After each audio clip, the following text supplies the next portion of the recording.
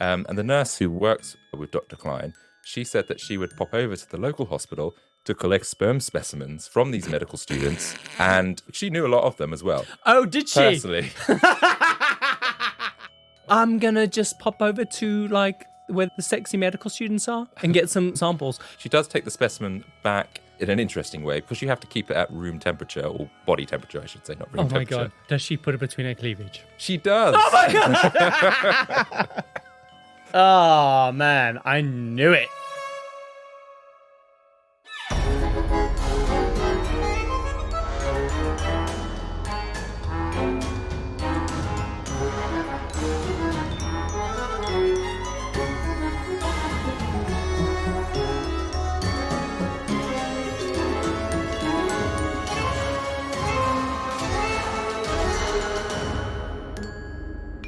Welcome to the Compendium, an assembly of fascinating and intriguing things.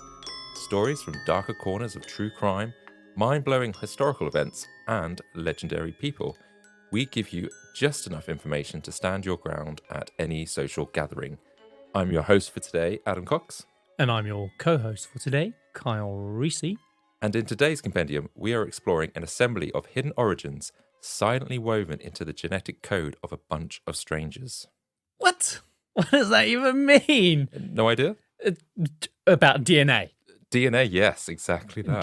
Just DNA? Well, yeah, and how it connects a bunch of strangers. What are we covering today? We're going to be focusing on a woman named Jacoba Ballard. Jacoba? Jacoba. What a name. You don't get many Jacobas these days, do you? This is the only Jacoba I know of. Oh, okay. Me too. Yeah. Jacoba's life took a turn when she underwent an at-home DNA test, revealing the existence of 7 half-siblings. Upon connecting with her newfound family and delving into the shared mystery of how they were all related, Jacoba and her siblings were soon horrified to uncover the unsettling truth about what their parents' trusted doctor had done.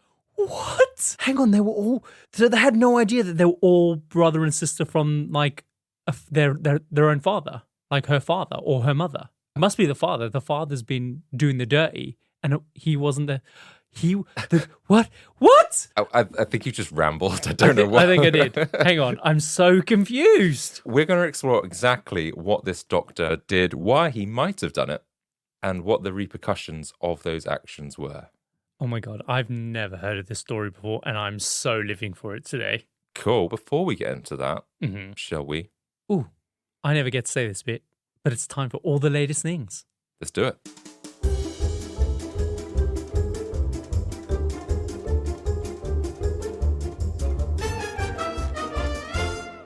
So I was scrolling through racist Twitter and, of course, all X. stuff with... It's just X. Oh, it's X now, isn't it? We should always say it's X, formerly known as Twitter. No. I refuse to give in to this fantasy of Elon Musk. It's Twitter to me. And when are they going to stop saying that, formerly known as Twitter? I don't know. It's so dumb. But anyway, so I was scrolling through misogynistic Twitter because recently... This just made me laugh, and I don't believe any of this, but it just made me laugh. Recently, Iceland had a women's march where the women went on strike, 100,000 women across the country. Now, remember, this is a country that has a population of like 370,000 people. I was just thinking, what was the population? That's a third of Iceland. Yeah, huge amount. So 100,000 women went on strike, and it was all about gender equality and gender pay, right? And the entire population, like I said, of Iceland is 370,000 people. So 25% of the population went on strike this day. And some misogynists pulled out some really interesting stats about how the economy performed on that day. Right, okay. So the economy didn't come to a stop, as many people believed. And the only memo that they got was that HR departments were getting way less complaints in the 24 hours. Well, there were less people around to complain, but yeah. Well, they're not all women, surely. I think that they're insinuating that it's the women. Wow. And one CEO said that it was nice to just finally get some shit done. What? That's awful. That's what they've been peddling on misogynistic Twitter. Isn't that awful? That's terrible. So, yeah. No HR complaints, and they got some shit done that day. Wow. Yeah. Wow. No. Oh, and the next thing. So I've got a bit of a bone to pick with some of our American listeners. Okay. And I know we have many because a lot of our listeners are American. So I was talking to one of our listeners over the last week. Hi, Audrey from Ohio. Yeah. Hi, Audrey. I bet you never thought I'd give you a little shout out there. Oh, But no. we were having a little chat about one of our more recent episodes that was posted in August, which Audrey only referenced by date, right? I was thinking, oh, she's talking about the Amelia Earhart episode. Okay. And I was like, oh, this doesn't quite make sense, but okay, maybe I understand her point. And I just responded. And then she responded. And it turned out that, yeah, we both had no idea what we were talking about because it was referring to an episode that was released in October, the Jennifer Fairgate one. Oh, okay. And guys, she wrote the date, month, day, year. Guys, it's day, month, year. What is that about? Because that makes sense, right? It's smallest to largest, not... Yeah. month. Yeah, how do you guys not get confused when you're booking concert tickets and tour dates and things like that? I just don't get it. It is odd. I guess when you see 31 in the middle section, you always go, hang on, what's going on? Oh, it's American date. Yeah, but then you've got to go through your brain and you've got to work, you've got to do the conversion, and it just doesn't sit right with me. But yeah, so I apologize for the confusion. I apologize for sounding like a complete idiot. So, Did you have a nice chat about it? It doesn't matter what we were chatting about. She was just complimenting us on how insightful the episode was and which bits that she really liked. So, yeah, Amelia Earhart was not murdered in a hotel room. And there was not evidence inside the hotel room that might indicate where Amelia Earhart was. So, yeah. But in future, I need to just be a bit more vigilant about how I understand dates because we have so many American listeners. So, well, thanks, Audrey, for your kind comments. And I apologize for Kyle criticizing how you look at dates. I'm sorry. Yes, that's all my latest things for the week. What have you got for us? So as we know, we recognize different types of genders now and sexuality. So recently... You're a gender. Do you know that? Like, there is a gender that's named after Adam. Oh, really? Yeah, I can't remember what it does. The first man gender. I can't remember what it is. I just remember seeing a list Okay. of like 300 genders. And at the top of that gender in alphabetical order was like Adam's gender. That's so egotistical of me and my... That was you who submitted that. I want a gender. So this, and obviously I'm not saying that there's only two genders, but this particular woman came out as... What are you saying, Adam? You'll find out. Okay, sorry. This woman recently came out as ecosexual. So I don't know what that meant. Does she just like, I don't know, nature and being environmentally green? I don't know. She gets off on it. Possibly. Oh my God. Someone's recycling. And they have like a little bit of a moment. That's a lot of emotion for recycling. So a woman, she's opened up about being in a relationship with... Shut up. A tree. Oh. She is a 45-year-old. She lives in Vancouver Island, British Columbia, and she was experiencing feelings of loneliness when she stumbled upon a unique connection with an oak tree. Okay. Was it a very unusual, interesting, attractive oak tree? There is a picture in this article, but I don't know if it's the oak tree or if it's just Shutterstock. So I just don't know. Either way, it gives me an idea of perhaps what she was feeling at that time. It gives you an idea that what a tree is, right? Yes, it doesn't tell you about the individual. But the point is, she's been on... Please don't say dates with trees. Hang on. Going through my Tinder matches, swiping left on a couple of trees. No, it all started from lockdown. So she was going on her daily walks in 2020. And it wasn't until the summer of 2021 when she began to have she calls it, an erotic experience with this tree. Okay. She explains, I was walking a path near the tree 5 days a week for the whole winter, and I noticed a connection with that tree. I would lie against it, and there was a eroticism with something so big and so old holding my back. Sounds like she's into old people and she's just been directed. An oak tree is pretty old. She was looking to find a person who made her feel such a way, but ultimately she says that she ended up finding it with the tree and she didn't find it with another human being. And the feeling of being tiny and supported by something so solid was she just couldn't resist. And she had this craving, this rush of energy that comes when you meet a new partner, and that's how she compares it.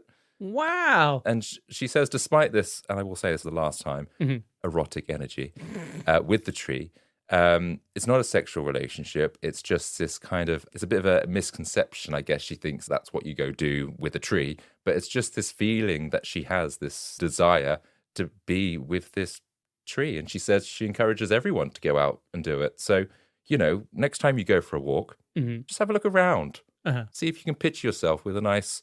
I don't know, birch, willow, wherever it might be. Well, I mean, it's a good job that you are allowed to shoot trespassers on your land. I imagine she's not going to live very long if a farmer comes along and sees her being intimate with the trees. Audrey, get the shotgun! Well, if I wake up one day and I look out the window and I see someone there just laying against my tree in the backyard, that'd be weird. I mean, most of our trees are shrubs, so that would be a bit weird. And they'll be in our garden. Yeah. It's not like it's a big field or anything. We should really lock the gate, just in case. Oh, Laura from across the road is propped up against one of our bushes again. So yeah, that's my latest thing. Great. I love it. Should we get on with the story? Let's do it. So tell me about these siblings. These siblings. Well, as I mentioned, the story starts with Jacoba, and she was born on August 26th, 1980. Mm-hmm. I feel like I've done the date as an American then, just to annoy you. There you go, Audrey. And growing up, she always felt a bit different to her family. She was blonde-haired, blue-eyed, and has fair skin. Not had, she has fair skin. But her family had dark hair and olive-coloured skin. Mm-hmm. And she kept asking her mum, Debbie, if she was adopted, probably sort of joking, Sure. but maybe with a hint of seriousness. And perhaps she just needed some reassurance. Mm-hmm. Her mum would say appearance didn't matter, but Jacoba was adamant, like, if I am adopted, please tell me, I'll be okay with it. What did her parents think about it? Did they not go, obviously I don't want to startle Jacoba and go, and obviously they're giving her reassuring words. It doesn't matter. And then behind the scenes, they're going, she's got a point. What? Why is she so white? Well, the thing is, the mum does tell her the truth when she's 10. And So the parents knew. the parents didn't adopt her, but what they did do is they used a sperm donor so that they could have a baby. Oh, I see. So Debbie is her biological mother. Oh, so it's not a big deal when, I don't know what's going to happen, but it won't be a big deal. It's not like they're finding out that you are not my dad because they went for a sperm donor anyway. But I guess, carry on. Carry on. I don't know what's happening. Yeah, there's a lot to unpack. So yes, Debbie, her mother, is her biological mother, and her dad is not her biological dad, but obviously raised her. What was wrong with the dad? They weren't able to conceive, so they wanted a family really badly, but they couldn't do it through natural means because Debbie's husband was infertile. So they went to a fertility clinic, and there was a doctor there called Cline, and they were looking to have artificial insemination. So just a year before Jacoba was born, Dr. Cline had started his own clinic, which specialized in infertility and reproduction, and he would go on to treat thousands of cases in Indianapolis through not just sperm donors, but also laser treatments. So he was like the speciality person you would go to in that area if you had any fertility problems. Wow, okay. So he's the top guy, right? If your healthcare can cover it, then that's where you want to go. Yeah, exactly. And being a sperm donor back then, you didn't have perhaps the same level of processing and scrutiny that you do have now. Yes, you still had to be free of diseases or things that would or possibly could be passed on through inheritance. Okay. And you couldn't necessarily, I think you could probably specify certain traits you might want in a father, i.e., I want them to look like me or whatever. So what are you looking for there? So when you say you want someone to kind of like look like me, you're talking about like blonde hair, blue eyes? I think so. Skin color, things like that, where obviously to try and make the child fit within the family. And I'm assuming Jacoba's parents have said, can we have someone with olive skin? When Debbie was in her early 20s, Dr. Cline had found a donor which supposedly looked a lot like Debbie's husband. Okay. Maybe, I don't know, a tall man. I don't know how you could tell, right? But supposedly that's what he said. And a lot of the donors... so she's just taken his word for it? Yeah, there wasn't like a catalogue where you go, oh, this is a finance person, this person lived in Nepal and all that sort of stuff. So no photographs. It's not like a lineup. They're No. like, oh yeah, I want his sperm. Ew, no. No, because a lot of the donors, sperms, would come... I mean, there are more than one. Do you want me to sit down with you and tell you how it works? There's millions, I know. Yeah, a lot of the donors would come from medical students who were working in the hospital very close to the clinic. And there's a nurse who works... Well, like as a way to make money? I guess so, yeah, on the side as they're putting themselves through health school. Okay. And the nurse who works with Dr. Cline, she said that she would pop over to the local hospital to collect specimens from these medical students, and she knew a lot of them as well. Oh, did she? Personally. Not like that. I mean, maybe like that. She knew them personally. I'm going to just pop over to like where the sexy medical students are I'll get Dave's sperm. and get some samples. She does take the specimen back in an interesting way because you have to keep it at room temperature, or body temperature, I should say, not room Oh my temperature. God. Does she put it between her cleavage? She does. Oh my God. Oh man, I knew it. So the nurse is back at the hospital with some sperm between her boobs. Yes, that's how she would keep it warm. And she'd go back to the clinic and then it would be used on a patient. Because the thing is, back then, you couldn't use frozen sperm. It'd have to be Why not? fresh sperm. I guess they perhaps didn't have the science to be able to maybe deal with it that way. Okay. So hence why they had to keep it at body temperature. So what's the shelf life of unfrozen sperm? I have no idea. Okay. But she had to get it across quite quickly. I know people personally in life who've had to give a specimen and they can't do it at the hospital. They have to do it at home and then keep it warm and then take it to the hospital to get tested. Oh, like really quickly. Like that, really. So I think you've got quite a short window, essentially. Be like an episode of 24 where like every minute counts. It does.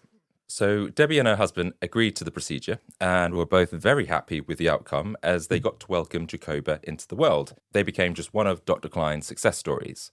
Once Jacoba found out that her biological father was a sperm donor, she naturally has this curiosity about her family history and whether she has any siblings out there, essentially. She wanted to have a bond with a brother or sister, which she didn't get to have naturally, I guess. Sure. And all her parents could say to her was that it was a sperm donor and that whilst there could be siblings, a sperm donor was only allowed to have their sperm used up to 3 times. So at most, Jacoba could have maybe 2 siblings. Sure. Okay. That was it. And the reason for that was because they're in this small area or some town. If there was no cap on this, then you could be bumping into your brothers and sisters all over the place. Sure. And laws change, right? And the last thing you want to do is for a law to change and then all of a sudden you're responsible for 300 kids as kind of child support. Yeah, well, there's that. There's also just, inbreeding and also the health conditions that go along with that. Yeah, I guess so. So yeah. I think it's trying to do good. And I always thought these kind of things were pretty rare or like never happened. But I always remember that story on Hollyoaks where I think there was a guy. So this Hollyoaks is like a teen soap opera in the UK. Yeah, for teens. And there was a guy that ended up dating a girl who turned out to be his sister. And I Who thought, was that? how does that happen? I think it was Reese. It was ages ago. And he was dating his sister. I can't remember that. I think so. And I see these news stories like pop up most years. And there was one at the end of last year, I think it was, where a man found out that he had married his half sister. And it isn't always because they share the same sperm donor, but also because I know people have affairs, right? Or they have a relationship that they keep a secret. So this man in this story never knew his father other than that he was a tall son of a bitch. That's what his mum told him. And I think because his dad never really wanted anything to do with him. So that's why he was a bit of a bitch. Because he's completely excluded from the 3 of them. Or Yeah. the 2 of them. Yeah, 3 of them. So she never shared much about the dad to this guy. And he marries this girl that he meets. But at the same time, sadly, his mum dies from cancer. So when he's clearing out his mum's stuff, he comes across these photos of his mum with this man, which of course turned out to be his wife's dad. Okay. And so when they asked the dad, and he admits that he got a girl pregnant in college but couldn't handle it and left her, Yeah. he's then left with this thing like, oh God, I've just found the girl of my dreams. I've married her. She's now my half sibling. Do we stay together? We want to have kids. And that's a real life story. Yeah, well, what can you do? I mean, surely it's illegal in some states, right? It's illegal pretty much anywhere to marry your half sibling, with the exception of Knowingly marry. Yeah, I guess so. Knowingly, yeah. So, I mean, there probably wouldn't be any charges against these people who accidentally. I guess so. But if you do find out, do you then have to unmarry? Or is it just automatically annulled? I don't know. Because the only place I found out that you could get married to your half sibling is Sweden. And that's with special permission. Okay, that's a whole different thing to unpack. But that's crazy. And these things happen. People say something really unusual happens when you are growing up with your siblings in the first 6 years of your life, which makes you have an aversion to your siblings and your family members, which helps to stop inbreeding.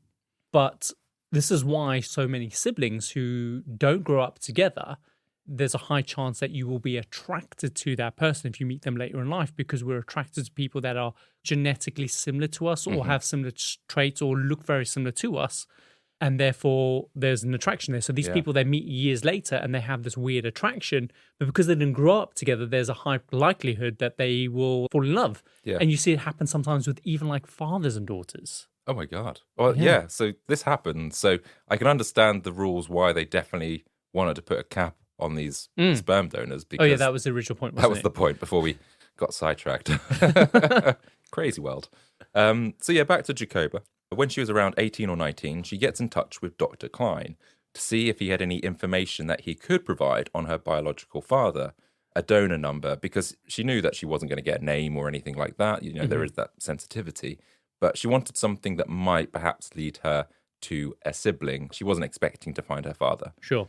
And he was very matter of fact. He said that he wasn't able to provide anything like that. Even if he could, the records had been destroyed. He wished her well, good luck, and that was it. Okay. And so Jacoba had to be fine with that, knowing that she may never really find anything out. So she gets on with her life. She leads a pretty normal life. She marries her high school sweetheart. She has 2 kids. She works as an emergency medical technician. And for her, that's it. She thinks she'll just get on with the rest of her life. But then something comes along, a little thing called 23andMe. Oh, yeah. So 23andMe started around 2007, and it became the first company to begin offering this DNA testing through spit to find out your ancestry. And I think it's the same piece of technology that now everyone uses, all these other companies out there. Yeah. But it was the invention of the year back in 2008.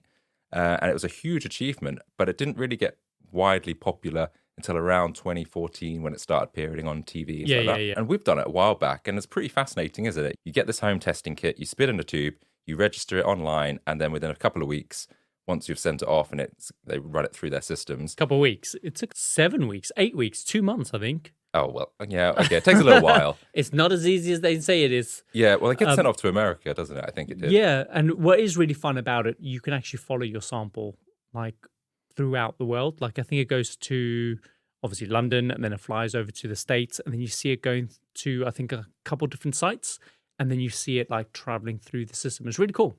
Yeah, and when you get the results back, you find out where your ancestry originates from. So different countries, you find out the likelihood you are to have freckles or things like a dislike. A hairy back. Yeah, or a dislike for coriander or cilantro, whatever you call it. It's interesting the things that it tells you. And it turns out my sister is more Neanderthal than me, which I find funny. What's the percentage? I can't remember, but it's quite high in comparison to me. But there we go. And of course, you find out people. That's not surprising. I've met your sister. Which one are we talking about? We're not going to get into that now. But of course, you can find people that you are related with. And normally it comes up with you have thousands of distant cousins. Yes. And they're like 4th, 5th, 6th cousin, which means you share potentially a great, great, great, great grandparent or even beyond that. So sure, yeah, like when I occasionally get like notifications saying, oh, you have a relative that's been identified, and you go into it and they say, oh, you share 0.2% of your DNA. Exactly. And it's quite rare to actually locate someone who has a 2nd or 3rd cousin, although weirdly, one did come up for me this week, which is on my mum's side. So I'm going to reach out and find out a little bit more about that. Well, how much percentage DNA did they have? 4 or 5%. That's quite high, actually. Yeah, exactly. So Yeah. it's someone that's relatively close. Yeah. In the grand scheme of things. But essentially, for that to happen, it's pretty rare. It's you don't normally get that kind of relative that comes up. And that's what Jacoba thought. Maybe she would find perhaps a cousin that somehow you might be able to link to a half sibling once you had a chat with them. And so she wasn't expecting to find necessarily the donor. And she says donor because, her dad in this instance is her dad, regardless of biology and everything. Yeah. So when Jacoba gets the results back in 2014 at the age of 35, she remembers that day vividly as the report from 23andMe had connected her DNA not just to one sibling, but to 7 half siblings. Wow. So the DNA on that percentage must be really high. Yeah. So basically what I'm hearing here is that there was this rule that was in place that whoever the donor was, that they were only allowed to be used 3 times maximum because, of course, to stop inbreeding. She was aware of this. Yeah. So it's a bit of a surprise to her to find out, okay, so she actually has 7 potential siblings, and that's just actually on the website. That's just on the website. Wow, okay, interesting. And for her, she's quite excited by this because she's like, yes, I've got siblings, but I'm a bit concerned because I'm not expecting this many. Yeah. What is going on? So it hasn't just been used 7 times. Well, one thing she wants to be certain of is that perhaps there is a chance, okay, say there's a couple of extra half siblings out there. Could these other siblings that she's connected to be the family of the sperm donor? Oh, okay, of course. She does know that there are siblings. Yes, but because they're half siblings, that suggests that they share different parents, right? Okay, so they have one single denominator in common. Yes, between them all. Interesting. So Jacoba makes contact with her half-siblings, and each weekend they would catch up and look at Ancestry.com to try and determine how they were connected in their family tree. And they even joked at one point, wouldn't it be crazy if the fertility doctor became our dad? The fertility doctor's their dad. But they disregarded that, like, no, what are the chances? Anyway, I'll get back to that. Oh, God. They focused on the paternal matches, and they found that they all match a lady called Sylvia, their second cousin. So they connected with her, and they started asking what surnames were in Sylvia's tree. She gives them a whole list of names, and one of them was Swinford, and they connected the name Swinford to Dr. Donald Cline's mother's maiden name. Okay. So Jacoba asked Sylvia, is there a chance that Cline is in your family tree? Mm-hmm. And Sylvia goes, oh my gosh, yes, of course. Yeah, that's my grandfather's brother's daughter. She married a Cline. Well, Calvin Klein or Dr. Klein? Dr. Cline. Okay. She married a guy named Don. He's a doctor. And then just like that, Jacoba's like, her worst fears or things that they maybe suspected were like, okay, it's him, isn't it? Okay. Yeah, it's looking likely. So what happens? Well, Jacoba and her siblings needed to find out if he's lied, if he is actually the father, because they didn't have any hard evidence at this stage that could link it to him exactly. And Jacoba files a complaint with the local Attorney General's office, who I think are a body that provides legal advice and things like that. And she gets a generic response back. And nobody really gets back to her with any real significant information. And she tries and tries, and she's getting nowhere. Mm-hmm. So Jacoba thinks the next best thing is to draw attention to this by contacting all the international news outlets. But again, no one really responds to her story. And then she lands on contacting a woman, Angela Ganot, a reporter and news presenter for a local news station called Fox 59. And she gets in touch with her via Facebook. Jacoba gives her a full recount of everything, what's happened, who the siblings, etc. And Angela, she's equally frustrated that Jacoba's not getting answers from anyone. And so she takes on the story. And so she reaches out to Dr. Cline, and he denies being the father, that the sperm donors were all above board, and that's not possible for Jacoba to have more than just a couple of siblings. So he flat out denies it when he's pressured by this reporter. Yeah. Of course he would do, right? Exactly. Of course, someone in his position probably would deny that. She follows up with an offer to say, like, well, why don't you just get your DNA tested? That will clear you from all these allegations and we can put it to bed. This is the best way that you could help. And he was like, nope, not doing that. So Angela takes the story to air, and they cannot use the name for legal reasons at this time, because without a DNA sample, they can't really move forward. But it's a story that's in the news now. And this resulted in one of Jacoba's half-siblings to reach out to Cline's children that were over 18 and say, like, we think your dad might be our dad. I see. And so his children take a bit of time, but they eventually agree to meet with Jacoba and the siblings. And these siblings hadn't done a 23andMe at this point. No, not at this point. And this was the family of Donald So they're going Cline. to try and convince them to do that then, I'm assuming. Yeah, or at least try and get more answers or try and use them to get to Donald, I guess. Sure. And now that Donald Cline's children are involved, when they speak with him, he actually admits to them that, yeah, all right, that probably is my sperm. So he admits to his own children. Shit, what do they say? He says to his children that his sperm couldn't have been used more than 10 times. 10 times is the maximum amount of times. I thought there was 3 times the max. I know. But he's special. Yeah, he's special. He's a doctor sperm. This is obviously not cool at all. There is now some admission and finding out the truth for Jacoba and her other half-siblings. But back to the news story that was on Fox 59, it captures the attention of a lady named Julie. Her husband thought that his wife, Julie, looked a lot like Jacoba, who was on the news. Blue eyes, blonde hair, fair skin. And Julie calls her mum, as she knew that her mother had used a fertility doctor whilst trying to get pregnant with her. Right. She says to her, should I get a DNA test? And mum's like, well, no, we used your father's sperm. He just helped us. Oh, with the inseminated. process." Exactly, yeah. I see. This doesn't apply to you. Don't worry about it. But the uncanny resemblances really trouble Julie. And so she searches for Jacoba online and reaches out to her to try and get some advice. Okay.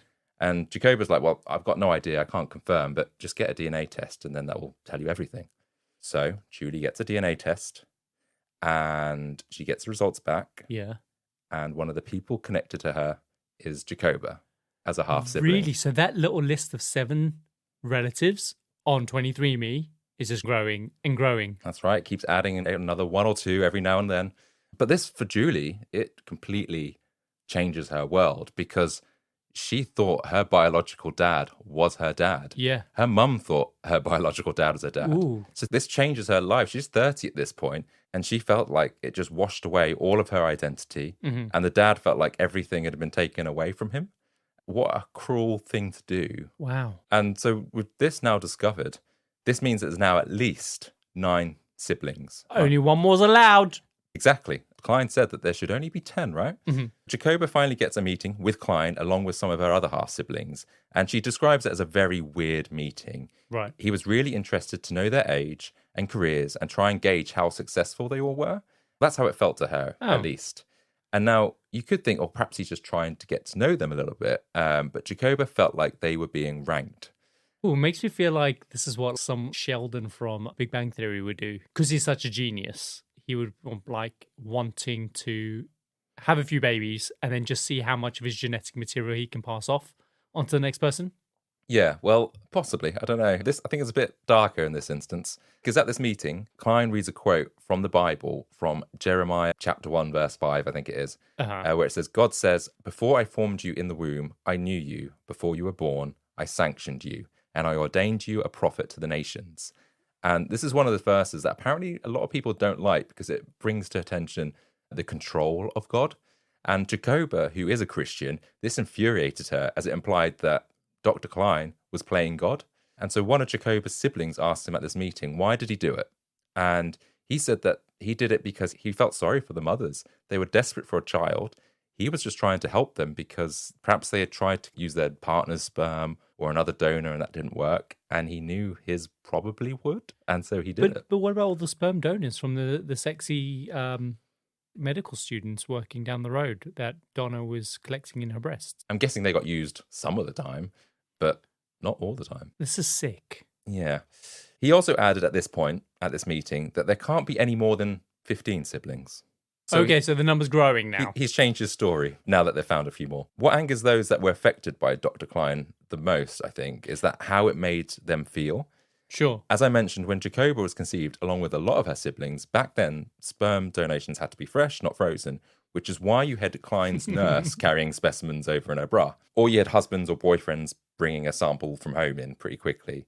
So I think when people realized what he could have been doing in that clinic, it made them feel gross. Because they had to use fresh sperm, he would disappear into a room, come back with it, and then inseminate a woman who's in a very vulnerable position. She's being medically analyzed. She's got a hospital gown on. Her legs are raised in stirrups. And you've got this doctor taking advantage, getting his rocks off next door.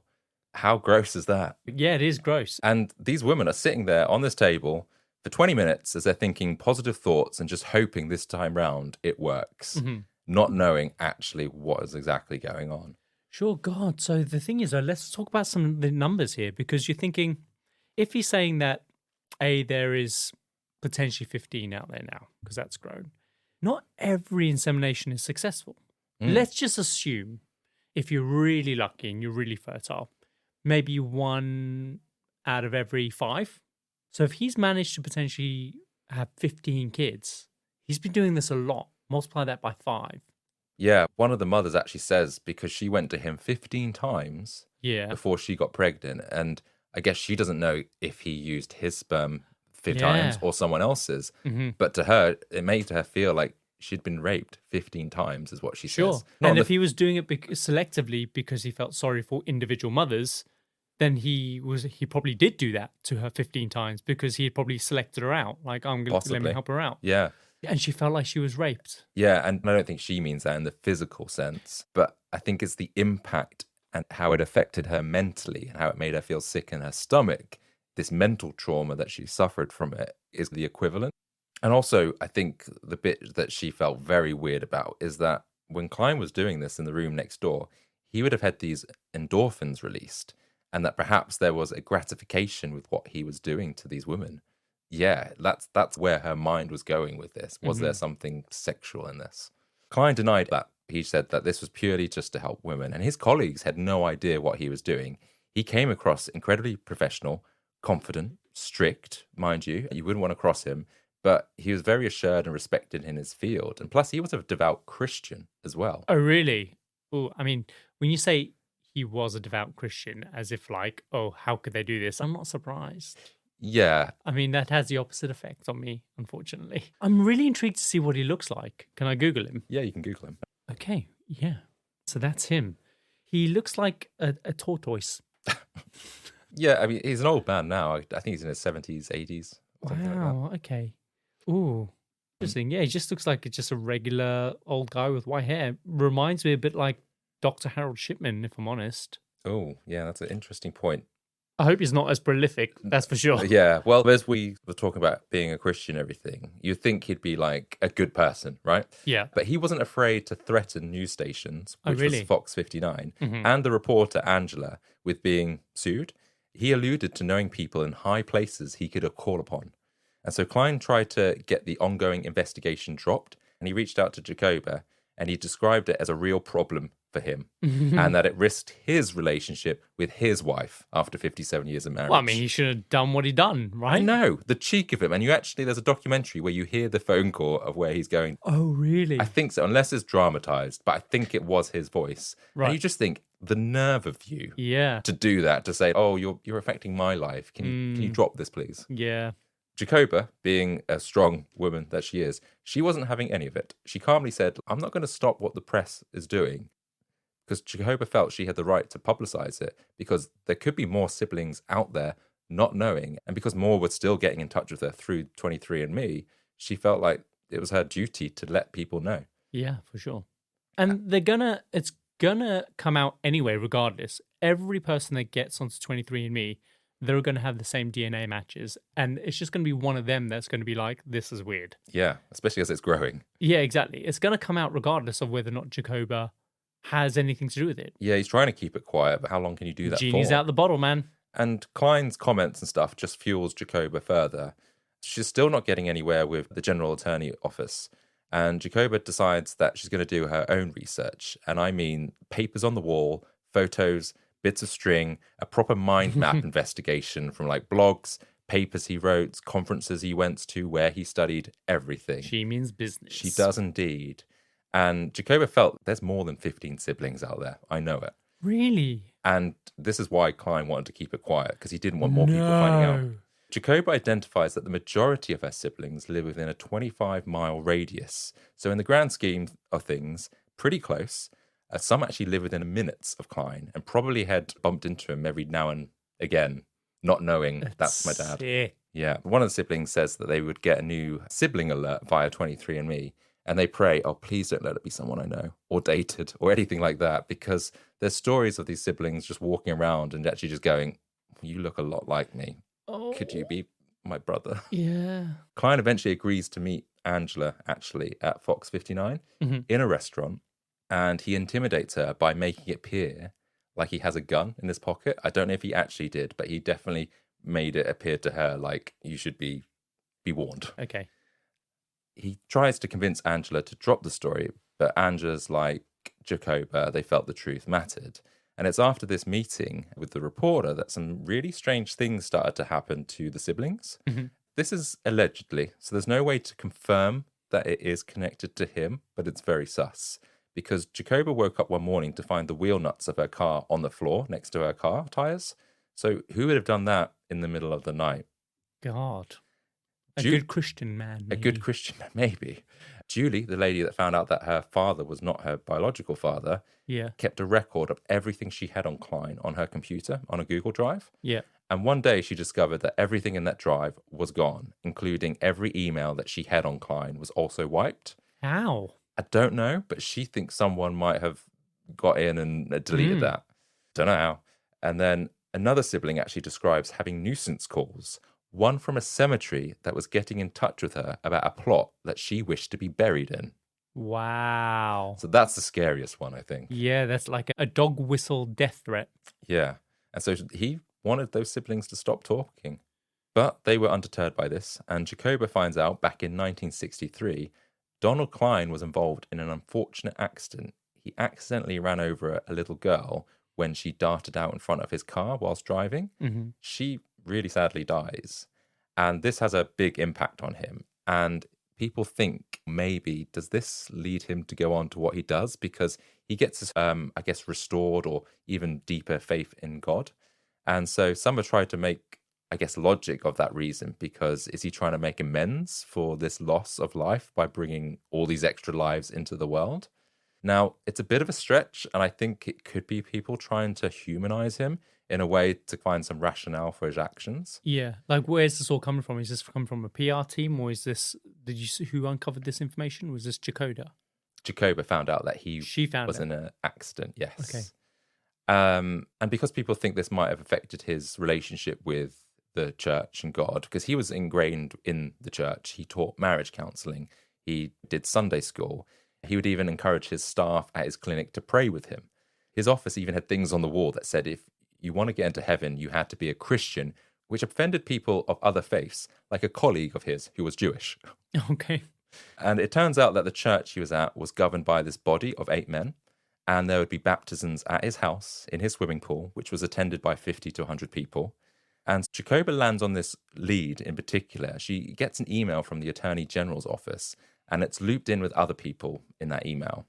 And so what she does is she does some serious internet stalking, because she looks at everyone on that email chain and she starts looking at them on Facebook and other social media. And she finds someone with a quiverful email address. What? A quiverful? A quiverful. I don't know what that is. It's like quiver with full on the end. Oh, it's you saying the word. Quiverful. Quiverful. Quiverful. I thought you were saying it's a thing that I've never heard of. That's a whole brand new word. Yeah. But do you know what quiverful is? It sounds sexual. It's not. It's not. Okay. Well, no, it shouldn't be. Quiverful is a Christian theological position that sees large families as a blessing from God. It encourages abstaining from all forms of birth control, natural family planning, and sterilization. And at the core is a desire to obey God's commandment as stated in the Bible. And among those commandments is be fruitful and multiply. Okay. And so they describe their quiverful movement and their motivation as a missionary effort to raise up as many children as Christians to advance the cause of the Christian religion. And children are a blessing, and we should have our quiver full of them. Make sense now? No. Quiver full? A quiver full of children? You can keep saying it. Doesn't make it any clearer to me. Well, basically, if a man has a lot of children, he'll be sending them out as arrows to the world to be ambassadors for God. Where has the arrow come from in quiverful? Because a quiver is where you store your arrows. You didn't explain that. I thought you knew what a quiver was. No. Oh. Yeah, a quiver is where you store your arrows, and this movement called the quiverful is about sending out these arrows. Yeah. Can you see the connection here? Still very vaguely, but yes. Okay. But supposedly these children are raised to actively participate in government, seek political prominence, and integrate with higher society and spread the word of God, which you could say is a callback to why he was so interested in his offspring when he met them, because he was asking, what do you do? What have you studied? And all these things. Right, I see. And also, actually, this last point. So one of the quotes that the quiverful people really draw upon from the Bible is Jeremiah chapter 1, verse 5. Before I formed you in your mother's womb, I knew you. But I think what we're kind of suggesting is he part of this quiverful cult, which is all about getting a lot of children out there to spread the word of God? Clearly he is. But it would be really funny if they were all on the dole. Yeah. All of his kids were on benefits, government handouts. That would have been brilliant. He didn't do a good job. Yes. Oh, no. He wouldn't want that to get back to the quiverful head ofs, would he? Head of, no. Exactly. There's no proof that he conspired with the Attorney General's office or he's part of this quiverful movement. But I think there's enough evidence there, or at least coincidences, and especially with people's data on their computer going missing, the death threats, there's just a lot of weird things to happen all of a sudden. And with this being discovered, just feels like there's a darker undertone or something in society. Maybe, allegedly. We don't know for sure. Sounds like you're protecting yourself. Are you worried that someone's going to come and sue us because of this podcast episode? Maybe. He's tried it before. Allegedly. And so it was up to Angela to press at the Attorney General's office. And finally, she gets hold of someone that can help prosecute. But the challenge is, technically, based on the law at that time, there was nothing in the law to say that what he'd done was a crime. Oh, really? So he's complete. Well, I guess because he's just a donor, right? Yeah, and there's no wrongdoing as such. There's no sexual violation, despite what people felt. And that's not taking It's away. the lack of transparency, Yeah, and openness. because people are trying to get him for sexual assault, battery, fraud. But to convict someone of those crimes, it needed to have been with force and non-consent. And so there was no force, and they were consented to being inseminated. But they by were a also donor. under the understanding that it would not be him, right? Exactly. And I think this is the thing. They're like, I wouldn't have had him as my father, or I Yeah, it would looks like a Mr. Turtle. or they would like the option. Maybe some would have done, but no one actually asked them. And that's the whole point. Sure. But Angela finds out that the Attorney General did manage to speak to Dr. Cline a while back, and in writing, he denied everything to them, that he never used his sperm, and in writing, he also said something to the effect about Jacoba, which could be considered libel. And this is what actually gets him, not because of his crime, but he had lied in writing, and this kind of slight threat to Jacoba is what, like, okay, we can get you charged based on this. I see. Good. So a search warrant is put out for his DNA, and he has to give it. And so it gets sent away, and it comes back, and the likelihood that he is Jacoba's father Yeah. is 99.9997%. Wow. So that's as high as you can get, right? Because you can never be 100% certain. Wow. Pretty So much. that's a dad. It's proved what we've known. Yeah. All along. He is charged with the obstruction of justice. Oh, how? Why? Because he lied. Of course. Okay. So he is charged with obstruction of justice 20 months after Jacoba first reaches out to Angela on Facebook. So this has been going on for a couple of years. Yeah. He pleads guilty, but could never be tried for all the crimes he committed. The court could only consider him on the crime that he was being charged for, the obstruction of justice, where he lied in writing. Whilst he's convicted of a level 6 felony charge, he gets a suspended jail sentence and is fined just $500. Oh, right. Is that it? That is it. That's how much I'd pay for a sperm. A sperm. No, not a sperm. I mean, a sperm load. So- Actually, gross. No, I wouldn't. Yeah, I'm gonna- If I was a woman getting inseminated, I would pay £500 for Debbie's boob sperm. Let's just keep him warm. Gross. So yeah, I think that is a complete piss take, Yeah. because that's no real justice for these siblings No. and their families, the people that have found out that they've been lied to, and the dads and everything like that. Yeah. Did we ever find out how many siblings they have in the end? I'm leaving that to the very end. Oh, really? Yeah. And so for Jacoba and her siblings, who continued to get alerts of DNA matches to other half-siblings throughout all of this, they had to settle with this verdict. What about child support? Could they not sue for child support and make him pay for being their dad? Because that's one way they could get him, right? And also get back pay child support. But I guess because there's probably paperwork which waives any rights to child support. I guess so. That's the thing. It's all just the lying and the underhandness and the creepiness of it all. So the last few points I just wanted to cover is that any sperm donor should not have any hereditary illnesses that can be passed on. Oh, God. And Cline says that he believed all of his children were healthy because he only sparingly gave his sperm samples. Oh, no. They were all part turtle. Part tell, no, but a lot of them, pretty much all of them actually, have an autoimmune disease, like blood clotting. Some have spent weeks in hospital with digestion and colon issues. Really? And it turns out since the 70s, Cline had rheumatoid arthritis. And so if he does have an autoimmune disease, which could affect his offspring, he should never have been allowed to be a sperm donor in the first place.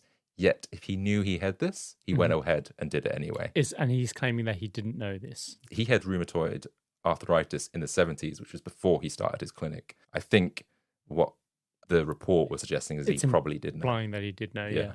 Another one of his biological daughters finds out what happened to her. When she was watching a US talk show, which had Jacoba on, and some of her other siblings appeared, she instantly recognized those names because of what appeared on her 23andMe results.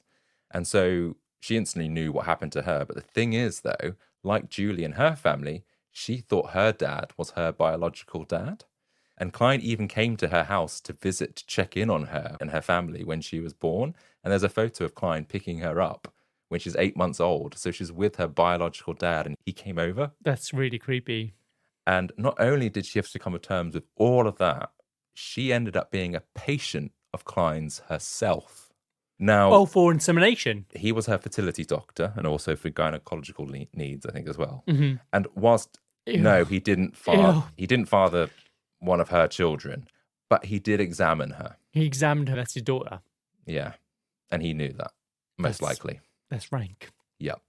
And lastly, the bit that you asked about is how many children. So Jacoba started her journey wanting to find 1 or 2 siblings that she could bond with. Well, at the time of this podcast, there are 93 siblings out there. Shit. 93.